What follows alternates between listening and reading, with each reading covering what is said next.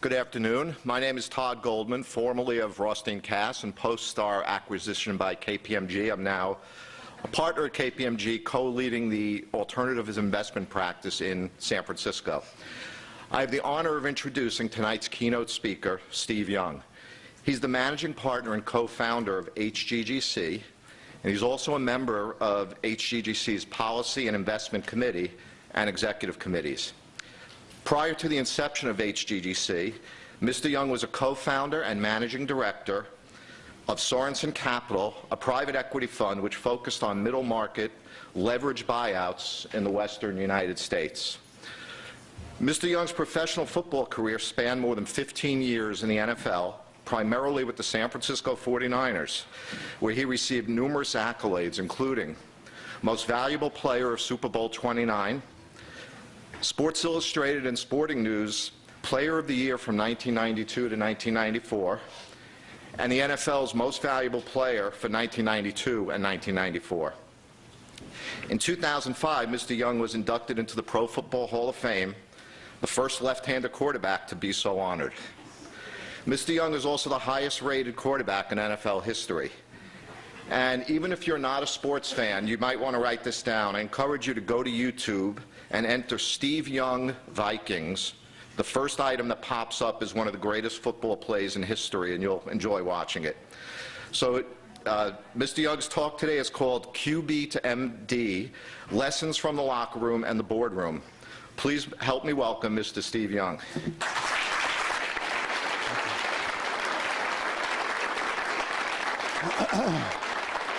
Thank you very much.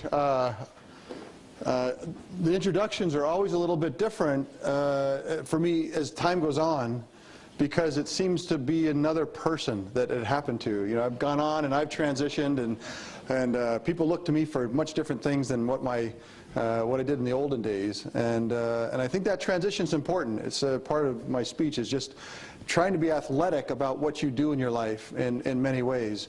And one of them was transitioning out of football. I was last night at the Seattle Seahawks played in Washington, D.C.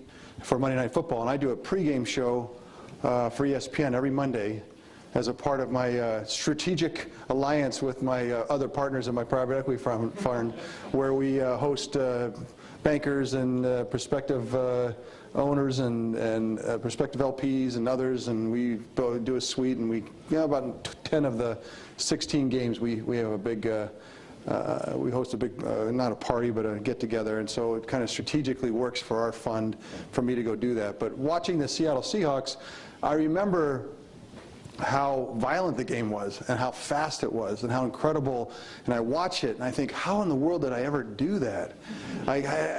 These guys are crazy. And it's funny how you do transition out, and time goes on, and it seemed very almost another lifetime. And so hearing those qualifications that Super Bowls and MVPs, and I'd have trouble finding the trophy, or the kids have probably they probably played with it, it's broken back in the sandbox or something, by this point. But as I have transitioned, I've transitioned to private equity and a partner at HGGC, and we are located in Palo Alto, California. My partner Rich Lawson standing right next to the speaker there, and we are predominantly vertical market software business, but we do consumer, some financial services. We're $2 billion under management. We are old school private equity. We are the biggest check. Our partnership writes the biggest check of any deal that we do. About a third of the dollars that we put out are reinvested from the very owners that are selling. And so we don't have a portfolio group. The guys that do the transaction team actually is the portfolio group and runs through the whole thing. So very old school, mid-90s private equity, and we're a very acquired taste. But that's what we do, and that's what I've been doing for the last 15 years, and enjoyed every bit of it. I'm trying to find businesses like my last business in the NFL, because I'm looking for protected businesses with antitrust exemption. Tough to find those. Tough to find those that have guaranteed revenue and shared amongst everybody. You know, as you know in the NFL, all the major portions of the revenue is shared amongst the 32 teams. So the Tampa Bay Buccaneers get the same amount as the Seattle Seahawks. And being an owner of an NFL team at this point is American royalty, and equity values have just skyrocketed as live television is the demand from marketing dollars and advertising dollars, and it just doesn't stop. ESPN announced yesterday that they tripled the price of the NBA over the next 10 years from contract to contract. Tripled. Equity values at the NFL back in the early 2000s, you know, was a couple of guys that were very, very successful, had a lot of money, and asked me to be a part of a group to try to buy a business, one of the teams, and the equity values were. The enterprise values were 400 to 600, and those same businesses now are $2 billion. And again, completely insulated, antitrust exemption. As you've seen recently with the commissioner, you can't get at them. You can threaten them. You can scream at them. You can, you know, it's one of those very anti-American. You know, it's very anti-capitalism in many ways. And so I'm looking for a business like that. And if you know one, let me know. But football does have, the one thing about football is on the field, it's the truth.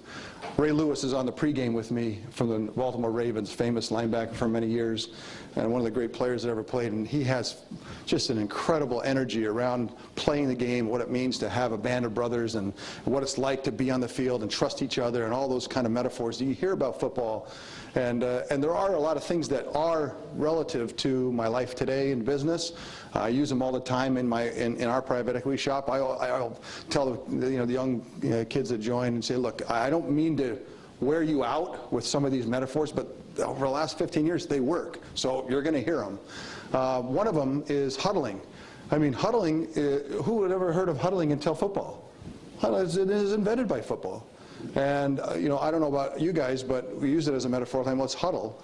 But how many of you actually huddle? You know what a huddle is? You watch a football game. It's like when you get in a group and you're in a circle, put your heads together, bend over a little bit, and everyone puts their head together. And then in the football, the quarterback's the only person that can talk in the huddle, which is hence why I play quarterback. In eighth grade, they asked, you know, the guy who got to talk in the huddle, and I said, well, that's the job. I don't know what the job is, but that's what I want to do. And it was the attraction I had to quarterbacking. Way before I knew that you had to throw the ball and that you have to talk to the press when you lose and you win and, you know, all that kind of stuff. It was like, no, you get to talk in the huddle. And so I enjoyed that part of the business for a long time, was being the one that was listened to. And then at home, we practice that with, I have 4 little kids, and we huddle at home because it works. You know, we get into a little bit of a jam as a family. We say, okay, let's huddle, guys, and everybody comes together, and everyone gets down on their knees, and we get their heads together. And then the quarterback talks, and it's not me anymore. And it was funny because that was a transition too, because the first time we huddled, I was like, okay, this is where we're, and it just moved away from me. And you know, and everyone else is, you know, not listening to me anymore. So I realized that I was now an offensive lineman, and why offensive linemen don't get paid that much, to be honest with you. The job's a little different. But I encourage you to use that metaphor, make it a reality. I've had a lot of fun with people who have huddled.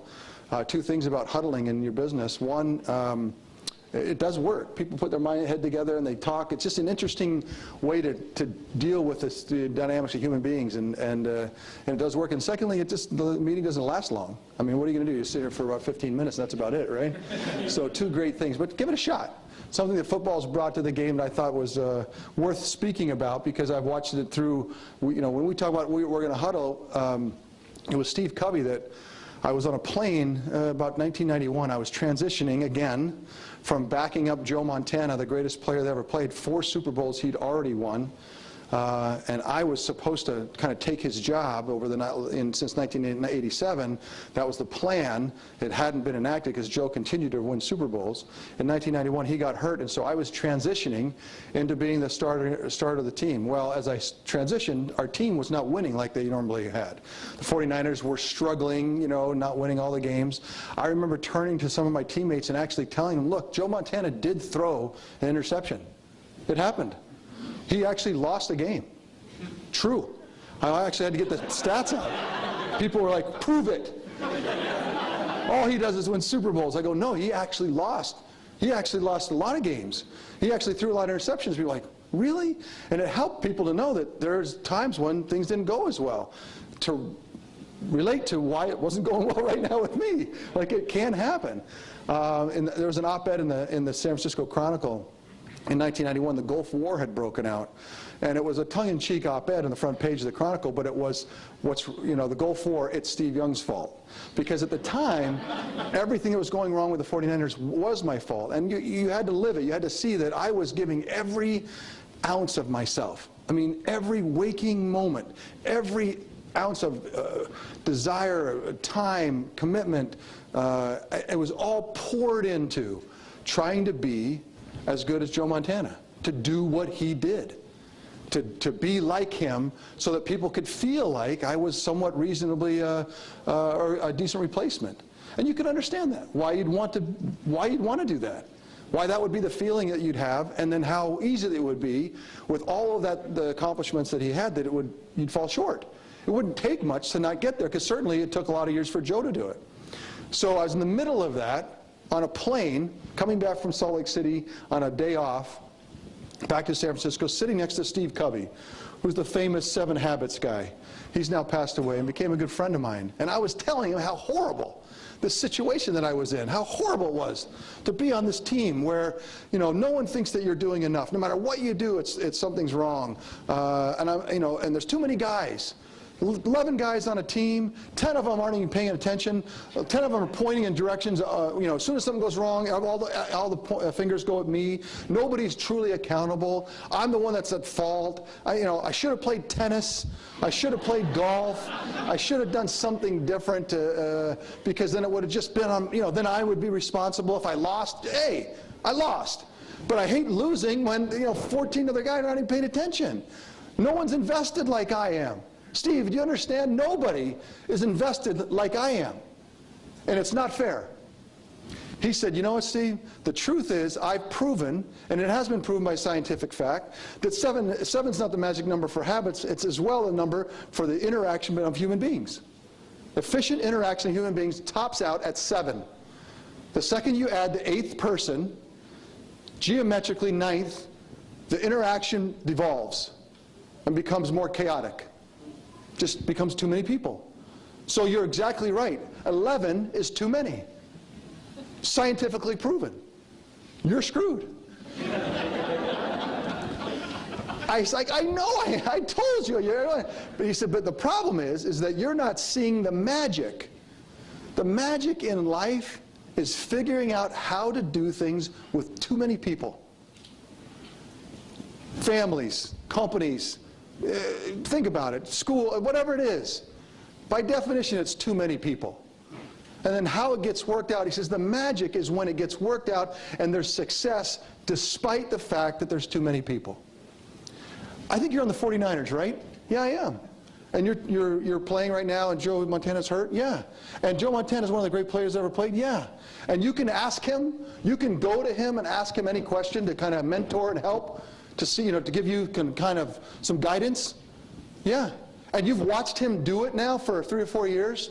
How? Yeah. And your coach is Bill Walsh, one of the greatest coaches that ever, yeah. And the 49ers are the best, as far as I can see, the best organization in football, been in the playoffs 13 years in a row. Is that true? Yeah. So Steve, if I kind of take a step back, it looks to me like you have the greatest platform to find out what the quest in life is, to figure out how good you can be. The quest in life that you should be searching for is not how good you can be versus Joe Montana, but how good you can be versus you. Forget all the rest of it. How good can you be? And how many people actually get a chance to find out? Actually are given a platform, hand-delivered, to find out? As far as I can see, you're the luckiest man alive. And I was like, man, he turned that on me pretty good. He really did. Because the truth was, that quest really resonated with me.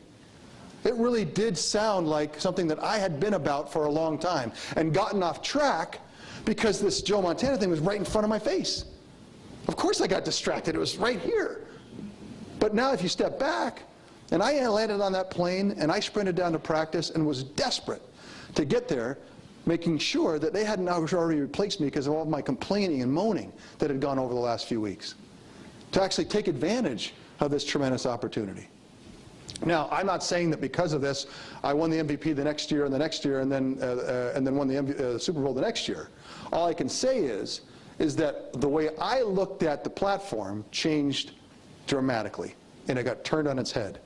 And how grateful I was for a platform to find out how good I was. I remember I remember when we were going to play the Cowboys or the Packers or all those people that used to just drive me crazy because they were so good, and I didn't like, oh, do I really want to play them? Because, you know, it's risky. You turn it on its head, it's like, of course you want to play them. You want to find out. I might not like the answer, but if you're truly on the quest to find out, let's find out. I remember after the Cowboys game going to Detroit and saying, Troy, how you doing? Thanks for coming. It was great that you came. Well, yeah, thanks for coming. What are you talking about?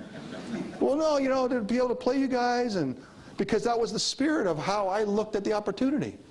Instead of this ominous feeling of, oh no, here comes the Cowboys, what if we lose, what happens?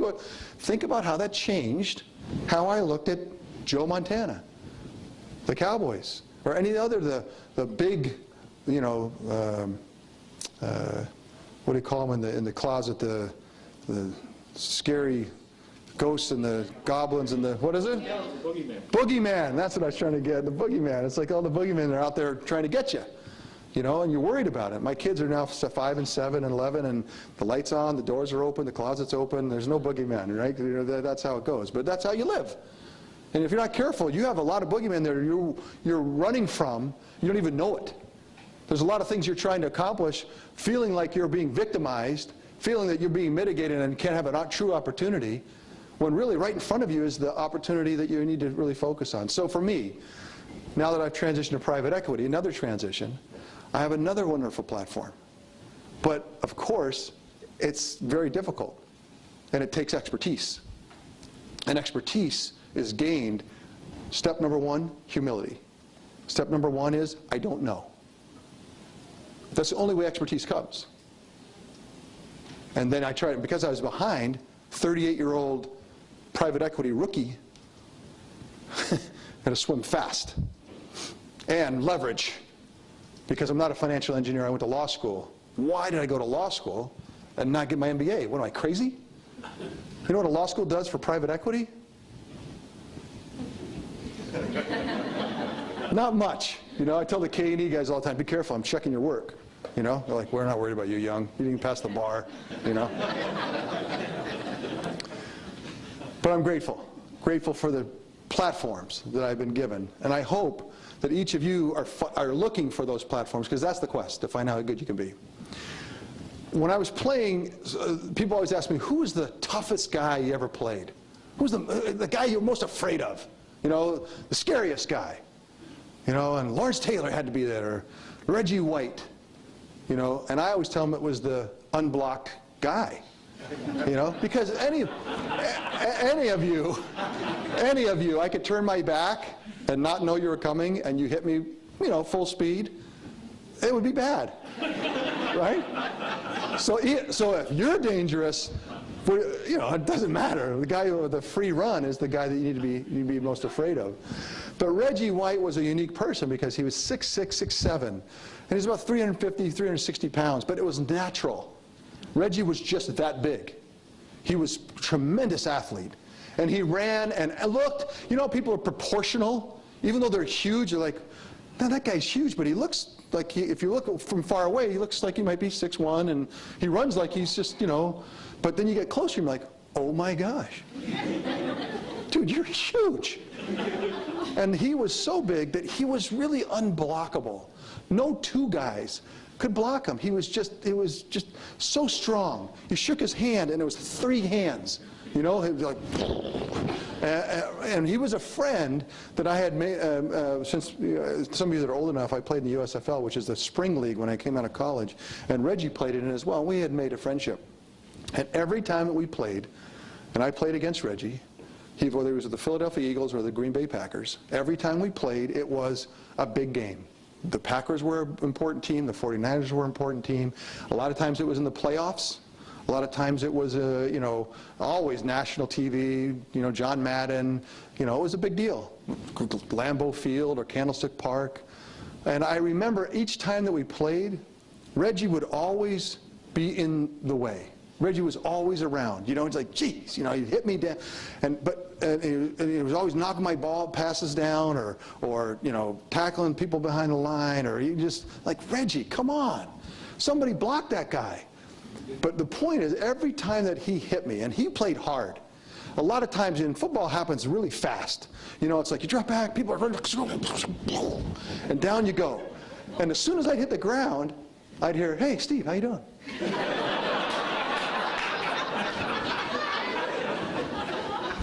Reggie, how you doing? Yeah, let me give you a hand. Big hand, pull me up. Whoa, Hey, how's your dad doing? He had known my dad back in the day. He said, your parents doing well? Like, yeah, Reggie, you're doing good. Hey, my wife and I, we wanted to get together in the off season. Do you guys, just conversation. I'm trying to get back to the huddle, and I'm like, Reggie, I'll talk to you later. And then it'll come again. He's like, Steve, by the way, remember, help you up here. Hey, we get together, and it was always a conversation. Always just, he'd knock the crowd out of you, and then he'd go, hey, come on, come on, stop. I don't know. Really, let's do this later. I don't want to see you again.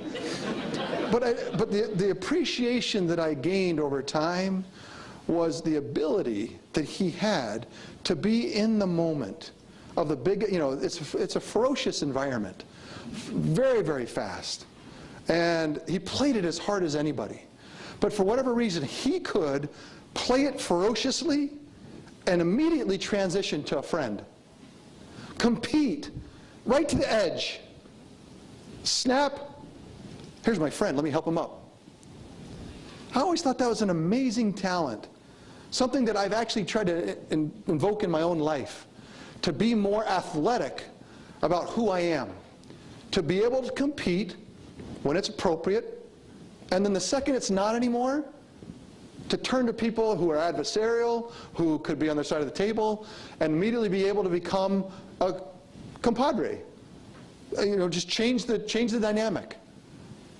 It doesn't take away from what Reggie was doing on the field. Still beat us a lot of times.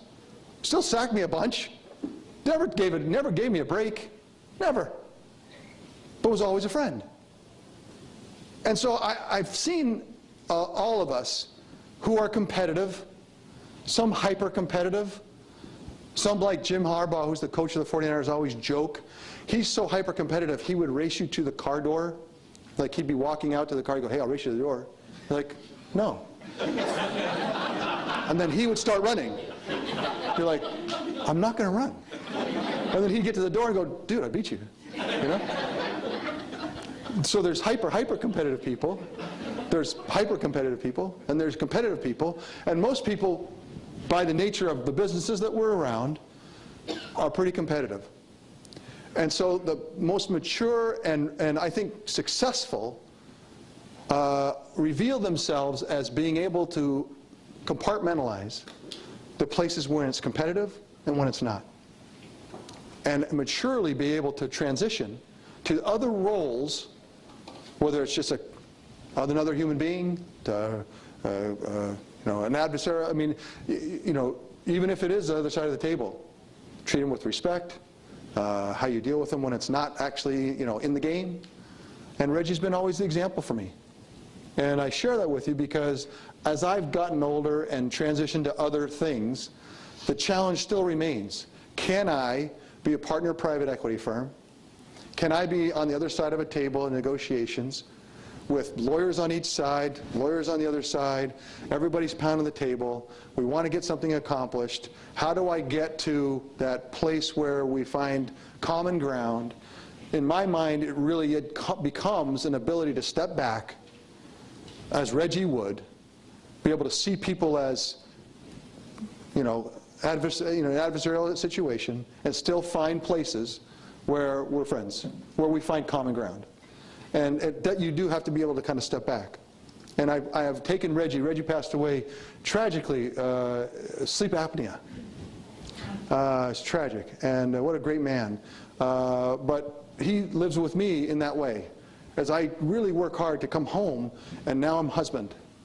Not 20 minutes later, after I've kind of been frustrated and, screamed and yelled, and then I go, oh, geez, I'm home, I forgot.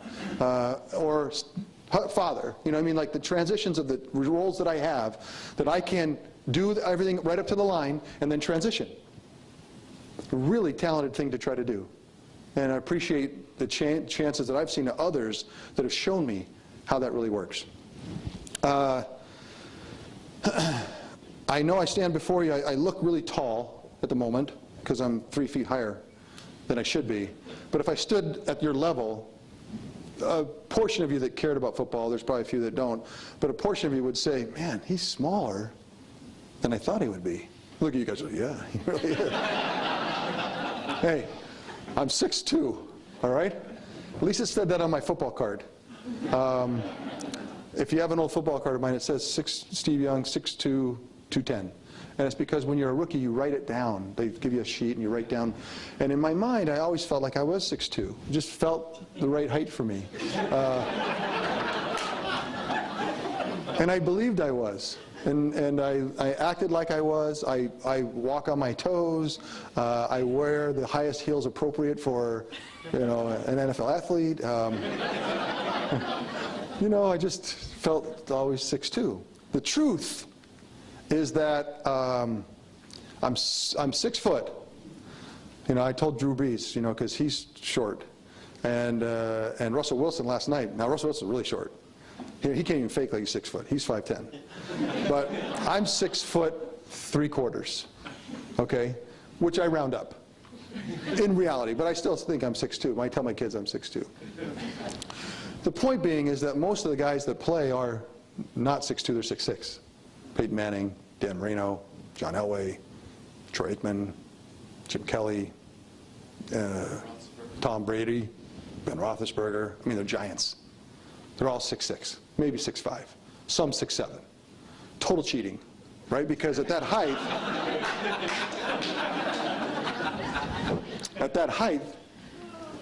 total visibility. And you had in your job, if you had visibility 2 quarters out, clarity, how would you do? You'd kill them, right? Domination, not fair. 6 foot 3/4, visibility, not so good.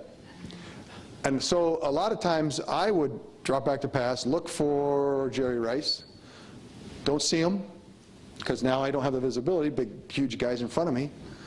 And so what do? I try to move around, can't see him, and then I get sacked, and I go to the sidelines, and the coach says, hey, what happened?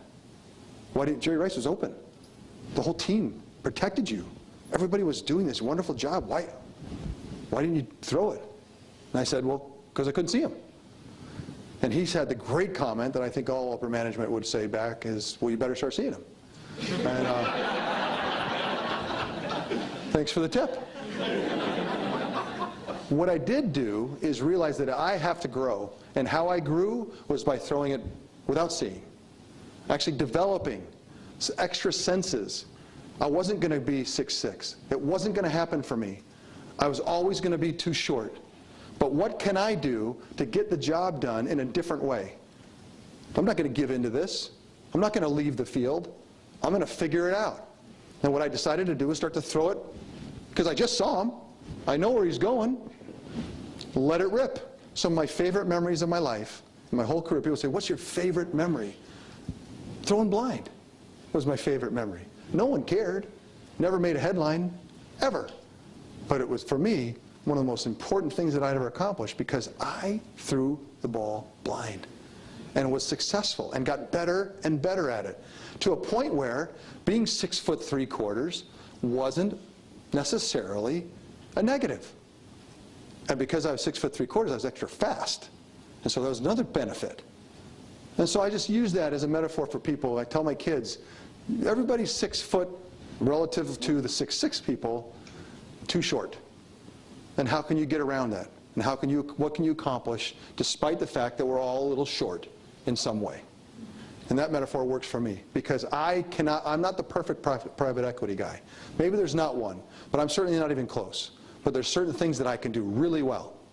And I'm going to accentuate those, and I'm going to continue to work on the things I'm not so good at. And I can continue to grow. If you keep this growth trajectory, you can get to a point where you put the flag on top of Everest. That's the goal. In football, that's called the Super Bowl. We went to 3 of them while I played for the 49ers. In 1994, we played the San Diego Chargers in Miami. I was a quarterback, and at the end of the game, I was the MVP of the game. I think that was mentioned in my mother's version of the bio. And if you're the MVP of the game, you get to yell into the camera, now that you've won the Super Bowl MVP, what are you going to do now? And you say, I'm going to Disneyland, right? Which is awesome. It's like, that would be it's the coolest, right? It's like, that is so much fun to be able to do. It's like being on the Wheaties box back in the day. Is there Wheaties anymore? Probably not. Are they still around? And so I did it. And I went running in the locker room. I was telling my buddies, I yelled, I'm going to Disneyland. And the PR guy came up to me and said, oh, by the way, the contract you signed last night for $2,500, as a lawyer, you should have read, because on the fine print, it's not metaphorical. You're going to Disneyland. And you're going tomorrow.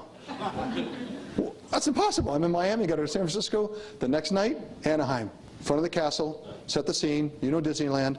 Castle, right in front of the float, Steve Young, Super Bowl MVP, gold and red streamers on top of the float.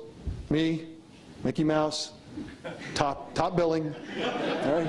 On the side, Steve Young, Super Bowl MVP. In front, the band, Disneyland band. You didn't know it, they have it. Band, people packed, California, Super Bowl, down Disneyland, Main Street we go. It's awesome. There was a brief moment, maybe 30, I don't know if you knew this, but Walt built Disneyland so when you were at the front of the Main Street, it was an optical illusion, so it looked longer, but it's actually shorter, and it was way too short, because this parade needed to go on. This was a good parade, right?